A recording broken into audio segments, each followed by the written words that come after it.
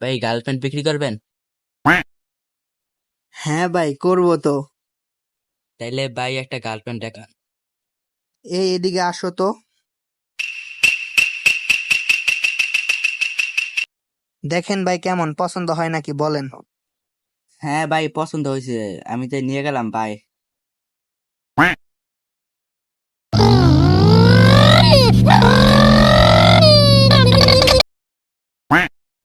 আচ্ছা, তুমি কথা বলতেছো না কেন? তুমি একটু কথা বলো প্লিজ, প্লিজ। ভাই আমার সময় শেষ, আমি চলে গেলাম, আপনি ভালো থাকেন।